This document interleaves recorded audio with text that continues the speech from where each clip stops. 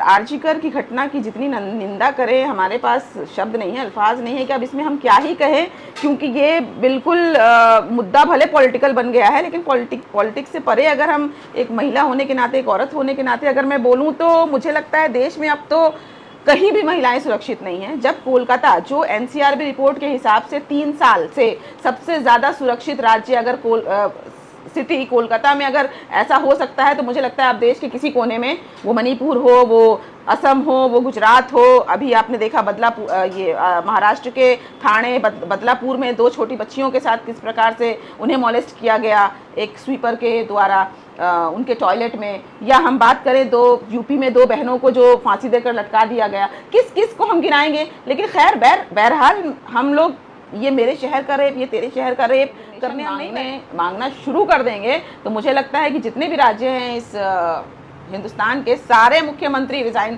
कर चुके होते अब तक, क्योंकि ऐसा कोई एक राज्य का नाम आप बताइए जहां पर ये बलात्कार का घटना रोज नहीं आता है। लगभग रोज ही कहीं ना कहीं से कुछ इंसिडेंट आते हैं। तो अभी हाल में ही मणिपुर में जो दर्दनाक हादसा हुआ, वो लाइव रिकॉर्ड किया गया, महिलाओं को नंग प्रदर्शन करते हुए, मुझे बोलते हुए भी अब मतलब मेरे ज़बान लड़खड़ा रही है। पश्चिम बंगाल या खास करके कोलकाता कहा जा रहा है कि महिलाओं को लेकर सुरक्षित नहीं है, और आज जो है आरजी कार के एक्स जो प्रिंसिपल थे संदीप घोष, उनको भ्रष्टाचार में सीबीआई ने गिरफ्तार कर लिया है। भाजपा पूरे देश भर में और खास करके कोलकाता में विरोध प्रदर्शन कर रही है कि पश्चिम बंगाल में महिलाएं सुरक्षित नहीं है। और आज हावड़ा में भी एक मतलब कि असॉल्ट का या मोलेस्टेशन का 12 साल की बच्ची के साथ हावड़ा हॉस्पिटल में केस आया। तो क्या लग रहा है कि जो पश्चिम बंगाल या कोलकाता बहुत सुरक्षित था, क्या अब वो महिला को लेकर सुरक्षित नहीं है?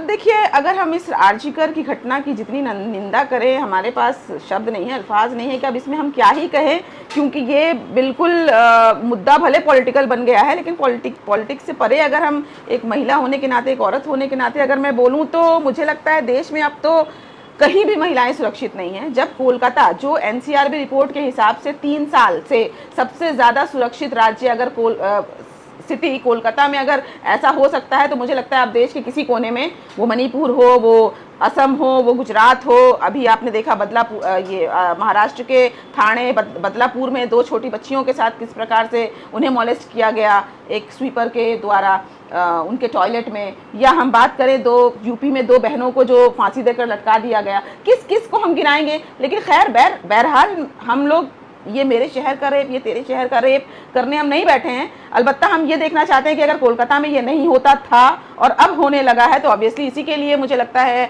कि हमारी जो मुख्यमंत्री हैं ममता बनर्जी, उन्होंने सख्त कार्रवाई की मांग की है, ताकि सीबीआई जल्द से जल्द रिपोर्ट इसको सबमिट करे। और मुझे लगता है कि कल विधानसभा में स्पेशल एक मीटिंग बुलवाई गई है, ताकि इसके ऊपर कोई नया कानून भी जिसमें कानून तो देखिए बहुत सारे हैं महिलाओं को लेकर, महिलाओं के अपराध को लेकर, लेकिन इसको कड़ी और ज़्यादा इसको रिन्यू करने के लिए, इसमें संशोधन करने के लिए दीदी ने मांग की है। तो देखिए अब कल क्या होता है। मुझे लगता है कि भाजपा को कम से कम इसमें कोऑपरेट करना चाहिए, राजनीति को परे करके।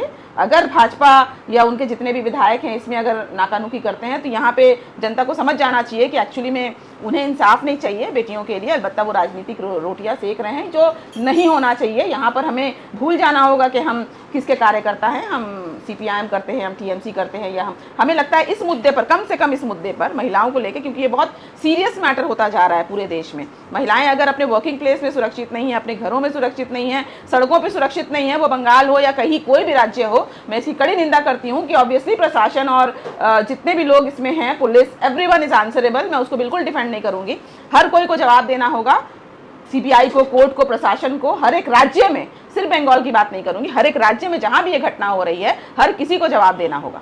ममता बनर्जी का रिजिग्नेशन मांगा जा रहा है, ममता बनर्जी रिजाइन दो चल रहा है, क्या है इसका? चाहते हैं कि ममता को रिजाइन दे देना चाहिए? देखिए, अगर हम रेजिग्नेशन मांगना शुरू कर देंगे, तो मुझे लगता है कि जितने भी राज्य हैं इस हिंदुस्तान के, सारे मुख्यमंत्री रिजाइन कर चुके होते अब तक, क्योंकि ऐसा कोई एक राज्य का नाम आप बताइए जहां पर ये बलात्कार का घटना रोज नहीं आता है। लगभग रोज ही कहीं ना कहीं से कुछ इंसिडेंट आते हैं। तो अभी हाल में ही मणिपुर में जो दर्दनाक हादसा हुआ, वो लाइव रिकॉर्ड किया गया, महिलाओं को नंग प्रदर्शन करते हुए, मुझे बोलते हुए भी अब मतलब मेरे ज़बान लड़खड़ा रही है।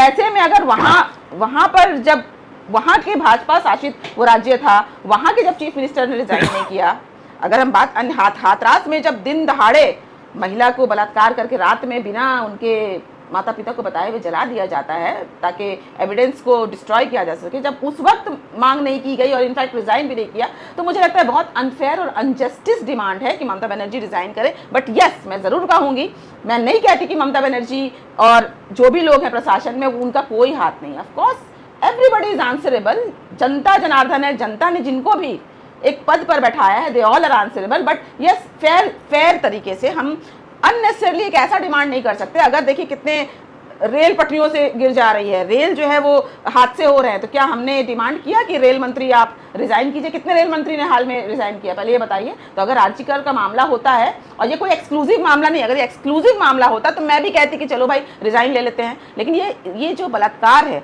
वो बंगाल हो या महाराष्ट्र हो या कहीं भी हो, हर जगह हो रहा है, तो रिजाइन देना is not the solution. Yes, हम मिलकर जितने भी ऑपोजिशन माने जो सत्ते पर है या जो ऑपोजिशन में है, सबको मिलकर बैठ के बात करना होगा कि भाई राजनीति करने के लिए बहुत से मुद्दे हैं, आप कीजिए, लेकिन कम से कम बेटियों के बलात्कार को लेके आप राजनीति मत कीजिए। अच्छा, एक सवाल आखिरी कि उत्तर प्रदेश के प्रयागराज में 2023 में एक घटना हुई थी रेप की, गैंग रेप की।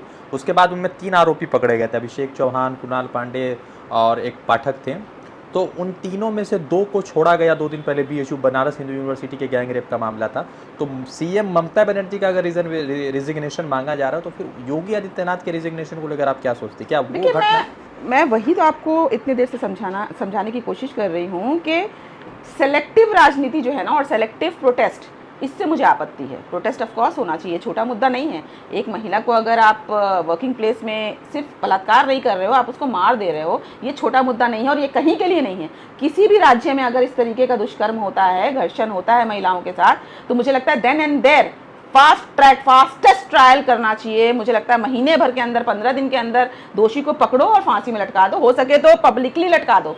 लेकिन ये कहना कि हम भाई हमारे राज्य में होगा, हमारा शासन है तो हम डिमांड नहीं करेंगे, हमारे मुंह में ताला लग जाएगा, जहां पर हमारा शासन नहीं है वहां हम सेलेक्टिव प्रोटेस्ट करेंगे, इससे हमें आपत्ति है, इसको बंद करना होगा।